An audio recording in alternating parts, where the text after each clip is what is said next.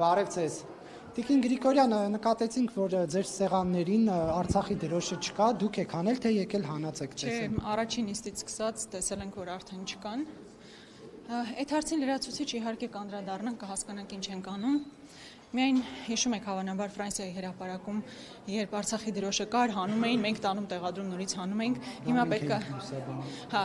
շատ ուրախ եմ դրա համար, համենայն դեպս կարծում եմ, որ այս փուլը չպետք է դառնա դրոշների մասին պատերազմ, վերջնական քննարկում չենք ունեցել, բայց կհասկանանք ինչ ենք անում։ Քննարկում եք, այսինքն դնել, թե չդնել նորը։ Հա, չենք ուզում, որ դա վերածվի դրոշի համար պայքարի եւ առիթ տանք, որ ամեն անգամ գան ու ասեն, գիտեք, այ ձեր դրոշների պատճառով Ադրբեջանը հիմա կարող է հարձակվել եւ այլն եւ այլն։ Իշխանության հիմնական բանը դա է, ամենաբանությունը,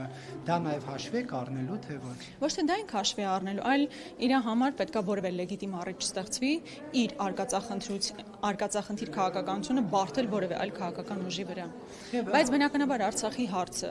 Արցախի ժողովրդի վերադարձի հարցը, գերիների հարցը, ինչպես արդեն նկատեցիք, եւ մեր ելույթներում կա, եւ ընդհանուր մեր քաղաքական օրակարգում։ Եվ Տիկին Գրիգորյան, երեք կաթողիկոսի հետ եք հանդիպել, նա ինչ դիրքորոշում ուներ, որ ազգային ժողովում չէր, այդ մասին խոսել եք։ Այդպես հատուկ ընդգծված դիրքորոշում չէ, բայց իր համար էլ պատկերացնելի է, որ այն մարդիկ, ովքեր գրոհել են Մայրաթոռը, այն մարդիկ, ովքեր նախընտրական ծրագրում ամրագրել են կաթողիկոսի հեռացման հարցը, բնական էր, որ իրեն չէին հրավիրել, այսինքն դա ընդհանուր տրամաբանության մեջ էր տեղավորվում։